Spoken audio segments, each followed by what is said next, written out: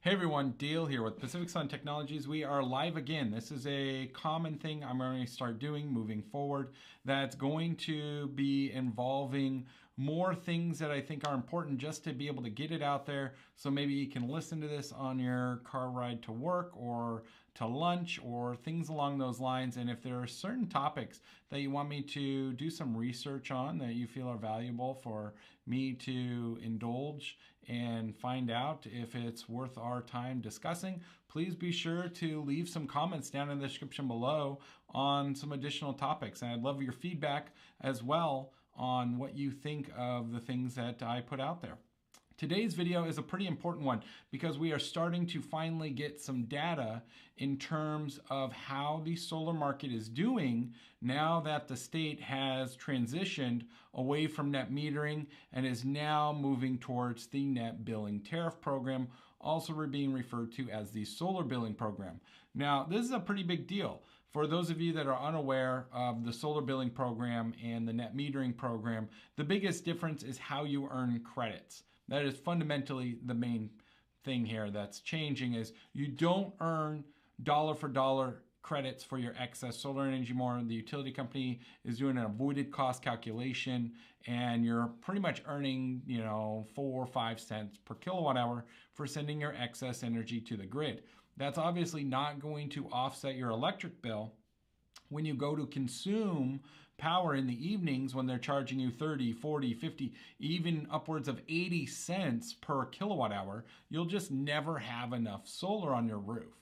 Now, that's why you need a battery, fundamentally, is to reduce your usage of the utility grid altogether. Yes, you're still going to send them some power, inevitably, and you're going to still earn some credits, and you're probably still going to have a small electric bill. How much it'll be will vary depending upon your electric patterns, your usage, and how your system is configured. For us, we're really dialed into these things, so if you're interested in going solar, be sure to use the link down in the description below so you can request a hassle-free quote from us, from experts in this space, because we really have been doing batteries for a lot longer than a lot of the other companies, and you'll find that to be pretty apparent as you start to navigate the solar and storage space in the state of California. Now, this video has to do with how everybody was freaking out thinking that the end of the world was looming because California was making this transition and basically no one would go solar after this transition. And the data's coming in and it's not what everybody's screaming. I've been arguing, you can see plenty of videos that I was publishing back in January, that California did not kill the solar industry. This is a good transition for renewable energy. And this is something I'm very happy to see in the data. Now, are we slower than what maybe we've been in the last year? I think that's where there's a disconnect. People are looking at how solar has been for the last 2 years, which has been insane. I mean, there's been hundreds of thousands more people that have gone solar than ever before in the last 2 years. And I think more of that has to do with the pandemic and people working from home rather than, oh, NEM 2.0 is expiring. Mind you, we did have a big push for 2.0 earlier this year before the transition to the Net Billing Tariff program.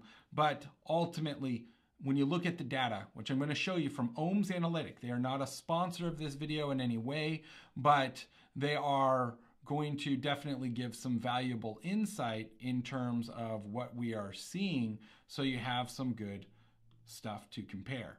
Now, let's transition over here. So looking at this chart, you can see, and I have some of it cut off because I didn't want to show the companies, right?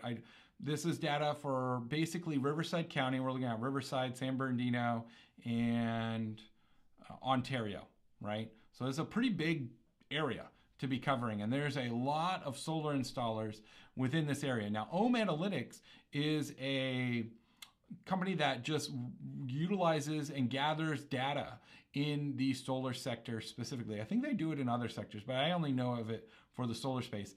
And they're looking at aggregated data for permits, for NEM applications, for sales. I don't know how they get a lot of this information, but they get a lot of it, and they're able to aggregate this data. So if you look at this graph down here, you can see down right here, this is 2022, January.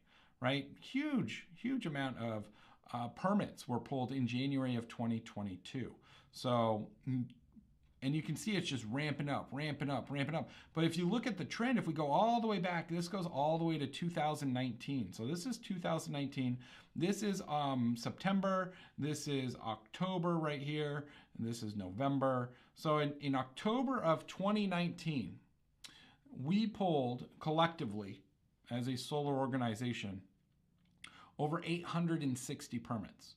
And what you'd find if you go further back is that's pretty high for the solar space. Most of the time per month, it ranged anywhere from 400 to 900 permits per month, depending on the year. It wasn't like we were doing tens of thousands of permits like you're seeing right here, which the peak was in September of 2022 with almost 2,400 permits pulled. An incredible amount of permits were obtained in September of 2022. So, or this is August, I'm sorry, August of 2022. And then it kind of drops down and it goes up and it drops down. So we've seen this transition. Now here's February of 2023. This is before the end of the Net Metering 2.0 program, which expired April 14th, right, of 2023. Here we have a big push in March, almost 2,300 permits were obtained. And then here's April, 1,900. And yes, it's been going down, down, down, down since then.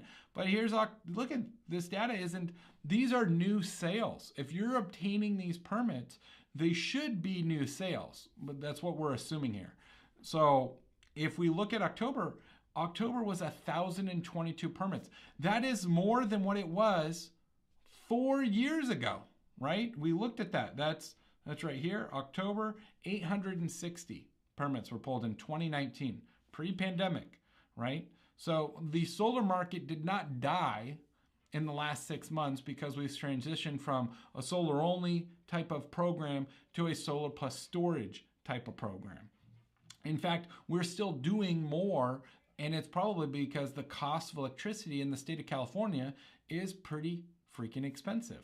Now, there's some more data I can show you, and that's up here in total permits. So like I said, they aggregate the data. There's charts and charts, and you can look at per month. So a lot of this is grayed out. We're just looking at October. So this is October, right? And you can see it per company, right? 141 for this company, 91, 62. Now I'm not sharing what these companies are. I don't think that's relevant. We want to look at it as it collectively.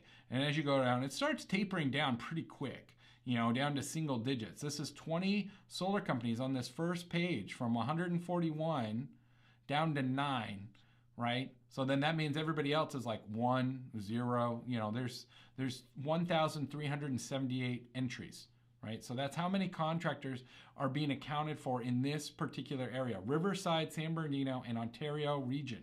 We're not looking at San Diego, we're not looking at LA, we're not looking at Northern California, we are looking at just Riverside in general. And right here, 727 permits, right? That's that. If we come over and we start scrolling through, let's look at, 1,063 for 2022. Let's keep scrolling over. Let's go to 2021, 824, right? This is 2021 right here. See, and this is each month. You can see each month that they have really good data.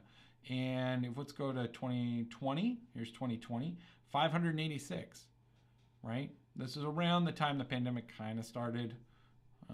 And then let's go to 2019, right here, 532, or 527, sorry, I was looking at the wrong one, 527. The solar industry didn't die. We've just been in this balloon of increases, and it's been crazy. It has definitely been crazy with the amount of people that have gone solar in the last 2 or 3 years. And we're going back to normalized levels of solar sales. And there's nothing wrong with that. I'm very excited to get back to normal things because it has been rather hectic for the last 3 years. So I'd like to, start having a life again. Not that I don't appreciate everybody, but, I've definitely put a lot of time and effort into making sure everybody in terms of our customers are taken care of as best as possible. Now, there's other data in here that I want to talk about, and it really has to revolve around the inverter technology. So this is the inverter volume over since 2019. It goes all the way back to 2019 to present, and you see this like, oh, I don't know what to necessarily call it. It's not a very pretty color, but this puke yellow is SolarEdge. And then you have orange, which is Enphase. Now, SolarEdge has been dominant for many years in the solar space. And a lot of that transition occurred during the pandemic where Enphase started to dominate. Now, this yellow box, or this teal box, I'm sorry, is SunPower. So SunPower's up here. You can see some of their stuff starts ramping up. You got Tesla now, because they started their Tesla Powerwall 3s, and now they have their Tesla solar inverters. So we might see Tesla getting larger. There's other companies in here. We have GrowWatt. What else is in here? It's kind of hard. SMA. And this is in kilowatts. So what's really important is Enphase in 2022, like towards Q3, they actually, oh, it was Q4. In 2022, Enphase actually surpassed SolarEdge in terms of sales. So that's a big deal for them. Now, and you can see SolarEdge is starting to shrink in terms of its market share, right? So it's shrinking here. We have 30,000 kilowatts. Enphase is 31,000 kilowatts, right? They're neck and neck in Q1 and Q3. They're neck and neck still in Q2, but it's a bigger gap. Instead of being about 1,000 kilowatts, we're closer to 4,000 kilowatts. Now, there's going to be some, variances in this data. Again, we're just looking at one area. We're not looking at the entire state of California. We're not looking at the entire nation. We're just looking at Riverside, San Bernardino, and Ontario regions for the contractors in this area, and what was reported in the permitting data, as well as the NEM. I believe they get this data from the net metering applications from the utility. So this is what the utility, I guess, is reporting. But in Q3 of 2023, Enphase did almost 70,000 kilowatts of microinverters. And SolarEdge did just under 49,000 kilowatts in this one area. That is a huge gap between the two. I mean, it is enormous to see that. And I think that's really speaks to how well Enphase has been doing compared to SolarEdge in terms of just various things. Now, SolarEdge, we might see start taking more market share from Enphase as we continue in this new solar plus storage transition, because a lot of people are really interested in a DC coupled solution because you have better round trip efficiency and you ultimately have better longevity, so possibly. In AC coupled, you have some losses along the way. It's a little bit more, I don't know. AC coupled seems pretty easy. The right DC coupled could be good. I mean, we've been doing DC coupled systems with the Canadian Solar EPQ, that side, with the Canadian Solar EPQ. But at the same token, we've done a lot of Enphase AC batteries. So I can't say one is ultimately better than the other at this present time, but the data will start to support if one is better than the other. I know there's definitely a lot of interest in a DC coupled ecosystem. And it's just funny for us to make that type of transition to DC coupled, because if you know anything about the history of electricity from the founding, I guess you could call them the founding fathers of electricity, like Nikola Tesla and Thomas Edison, you'll quickly realize that Thomas Edison believed in a DC substation built under cities and towns. So the transfer of energy was very short. It was produced at that central location and it was consumed at that central location. It wasn't traveling thousands of miles from one location to the other. That didn't come into play until Nikola Tesla's invention of the AC motor, and that was it. I believe it was an AC motor. It was the conversion of DC to AC, so that way we had alternating current, and alternating current could travel further than DC. DC is a very difficult electricity form to travel over a long distance. You have a lot of voltage drop in it. Not to say you don't have that with AC, but you can ramp it back up, and you don't have as much loss over the transmission of it in distances. So it's really cool to see that we're at this point in history where we might be going back to technology, or the mindset, because that's really what we're transitioning to, is back to the mindset that Thomas Edison had over 100 years ago in regards to having self-generation, centralized plants for small communities and localized cities and towns. And I think the technology then wasn't there, and I don't think DC was ultimately the best direction for it, but taking the two ideas and merging them together, taking AC technology and taking a centralized system and applying them together, can really create a robust, clean, renewable future for all of us. And I think we're going to see more wind energy in the next few years, especially under the new solar billing program, because I think wind will become an important part. We just got to see who develops the technology for it. But that is the data. I didn't know my phone was still on. But that's the data. As you can see, Enphase is doing great right now. Nice steady trend. And what you can tell is that the solar industry is not dying in the state of California because we've transitioned. In fact, it's just levelizing. We are going back to normal timelines. We're going back to normal sales timelines. We're going back to a normal flux of interest in the solar space. We're not having a massive jump like we have, and you can see that in this trend that solar has just been on this upward trend. And I wouldn't say it was a balloon, it just needed some correcting and some adjusting. I think we're still going to be doing more volume moving forward than we've done in the last 10 years historically.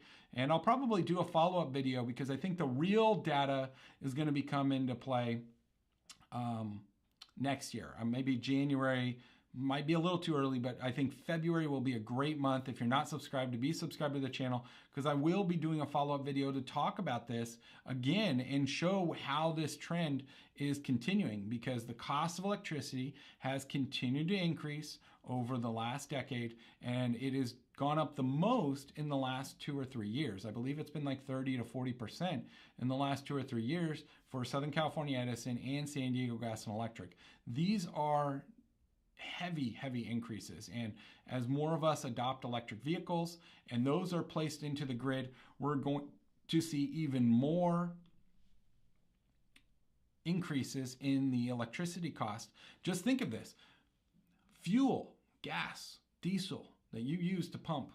You know, your parents, your grandparents, your great-grandparents can remember times when gas and the fuel costs were very cheap, less than 50 cents, 20 cents, some of you may remember. And what happened? More vehicles entered the market and the demand for fuel increased. And as demand increased, the cost increased. The same thing is going to apply for electricity on electric vehicles. The grid will have to figure out how to generate more power to sustain hundreds of thousands of millions of electric vehicles for the future. And it's going to be very difficult to do it at the current rates. It's going to have to go up.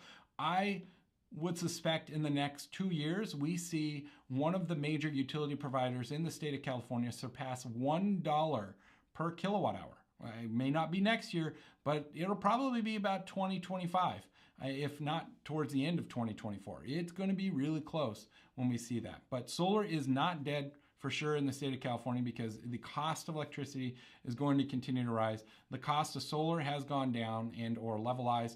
The cost of batteries has gone down or levelized. We are at the best time to make the point in transitioning to solar plus storage, because the prices are at the best they're probably going to be. As demand increases, cost increase. So keep that in mind, and that's pretty apparent. They even track the cost of solar in the sector, and you can see solar was, hang on, let's transition back over here. So this was kind of the price of solar, what they're estimating per watt. So it was as high in 2020 as $4.56 on average. And at its lowest point was in Q3 of 2021. This was around the slowest point for a lot of solar companies during the pandemic, and it got as low as $3.60. Though it was really busy, you can see that in the data that there was a lot more sales, but we were able to levelize the price. And then the prices since have just been gradually going up. So right now, the average price, which has pretty much been levelized for several quarters now, is around $4.25. Now, I don't quite know why that is. Maybe they've had some disconnect in some of the aggregated data, but I will be following up on this so that way you can have a good understanding. And I want to see if they're going to separate it to show the cost of solar against the cost of batteries, because I think that's going to become very valuable for all of us to be able to gauge what the cost is of some of these things. Now, as you navigate the solar plus storage space, you got to keep in mind prices are going to vary between companies depending on the technology. There are definitely cheaper products on the market. And one thing you got to remember, solar batteries are not like solar panels. They do not just work. They are very software dominant. If you have a product that has crap software, your battery's probably crap. It's going to be a very difficult product to use on a regular basis. So I would definitely encourage you to do your due diligence when it comes to the batteries at this point, because there is a lot of companies wanting to jump on this solar plus storage bandwagon in the state of California. So you're likely to be bombarded with hundreds of different options from various companies. And at the end of the day, I would be a bit hesitant on many of them, because it's a very difficult thing. And if it's not something that everybody's offering and that company isn't around anymore, who's going to service your battery in the future? Solar panels and solar inverters are a little easier to manage if you go with a company that ultimately goes out of business, right? You can replace the solar panel, you can replace the microinverter or the central inverter. There are solutions for those products. A battery goes bad and that contractor's not around, and if you don't have a good manufacturer that you can reach out on, I would say you probably want to take some initiative when you're getting quotes to call the manufacturer of the battery and see if you can get a hold of them. If you, as the end owner of the system, can't reach a support line for the product, I would go, look, I don't want it, right? Because that's going to be, to me, the number one determining factor on if I want to buy this product that, Joe Schmo is offering me, but ABC company is offering me a different solution, and then DEF is offering another one, and 123 is offering another one. You're going to have a lot of different products. Now, we're certified right now for 4 different solutions: Tesla, Enphase, the Canadian Solar EP Cube, and the Enphase batteries. I don't know why I blanked on that. We are certified for SolarEdge. We do have pricing for it, though we don't heavily offer it at this time. Though if you do specifically ask for a quote for SolarEdge, we can definitely give you one. We have some other products that we're looking at, like the Schneider home battery and the Schneider Pulse. That looks to be a really promising product. We're also looking at Savant Power Systems. That's looks to be maybe a promising battery. We're constantly looking at different solutions, but what we're looking at is probably a little different. I don't know, that different. We are looking at customer support and software support at the end of the day before we offer those solutions.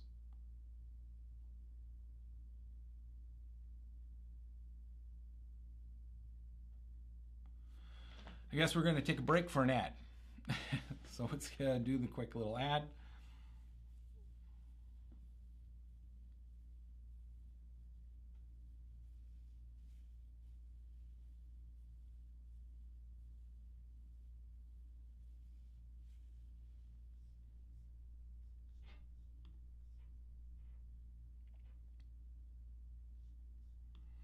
Now, if you have any specific questions about any products, feel free to send us a message. Happy to try and take a look and see if there's something we can do for you. Now, it's just apparent to me that the solar space is rock solid. I don't think California killed anything. Oh, yeah, we are certified for Franklin. Yeah, I'm sorry. I definitely spaced on Franklin. We haven't done any installations for Franklin because our customers tend to, we compare products with our customers in pricing, technology, features. While Franklin has done some really good marketing in looking like a Tesla Powerwall, there are other solutions out there that tend to meet their needs or beat their expectations, and so they tend to navigate towards a different solution. Most often when we're looking at Franklin, they're also considering the Canadian Solar EP Cube.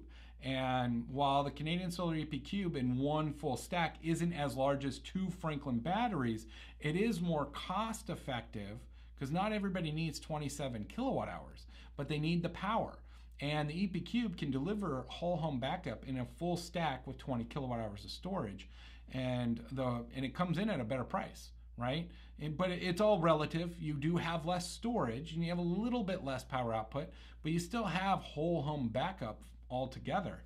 And what our experience is they both have phenomenal support. Franklin is definitely showing that in the space when it comes to their solution. But I think their biggest bottleneck is it's just a big battery. It's big, it's heavy, and when you have to deal with space and the fire setback parameters, that's right now one of the biggest hurdles for us in the state of California is the adoption of R328, and we're in reference to the energy storage systems and where and how we can install batteries. It's definitely causing some complications for units where you're trying to increase them side by side. And I get Franklin, you can wall mount it above one battery over the next, but holy crap, that battery is heavy. So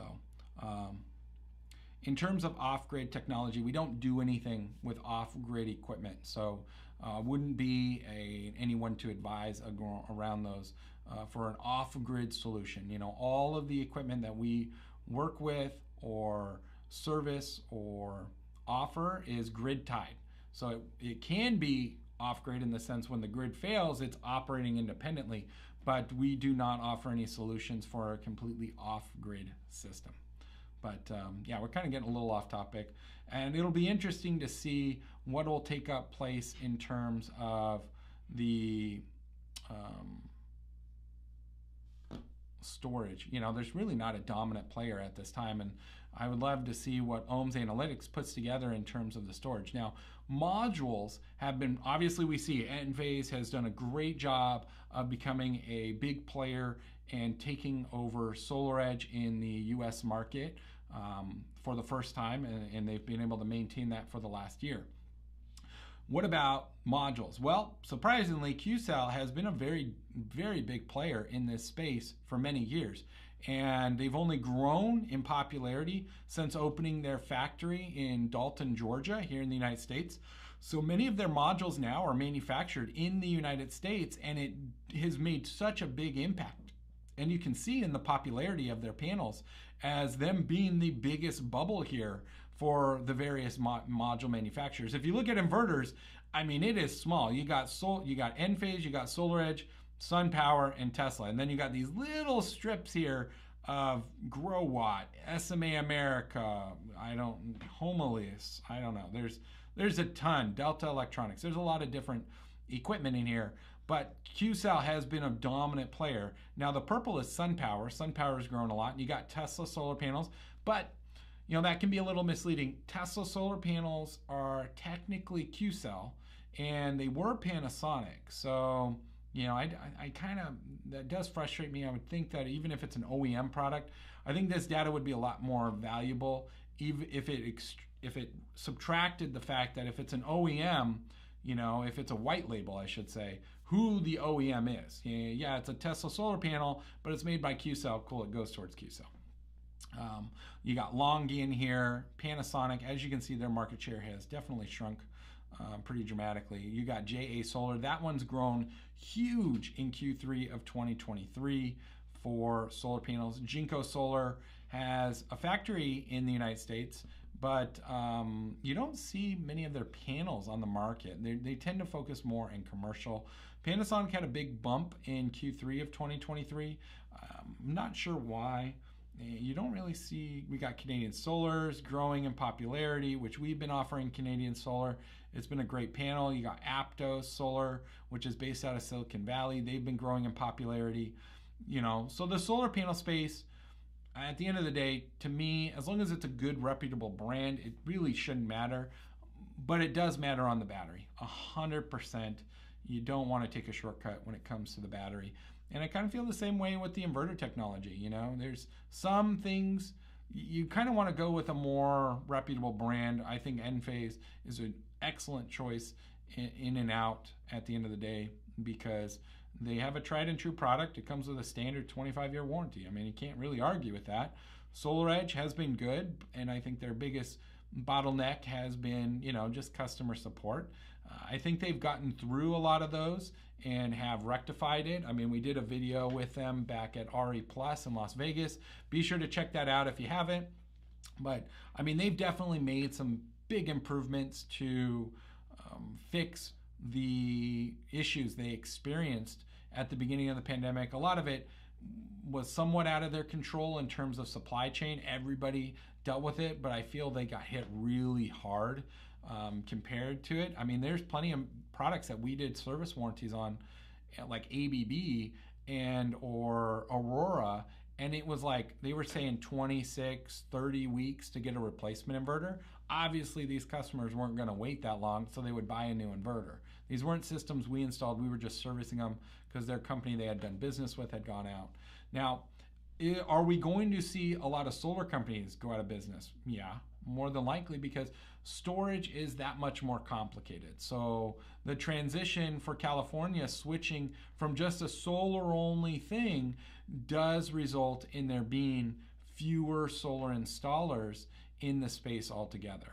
So, but I wanted to put the data out there so you could see it. Like, this stuff is tracked, and the solar space isn't dead. I see comments here and there on some of our videos, and people are like, oh, it's dead, there's this or that. It's like, well, maybe you jumped in the space when solar was booming, and so for you it's a lot slower than what it was 5 years ago, 10 years ago, 15 years ago.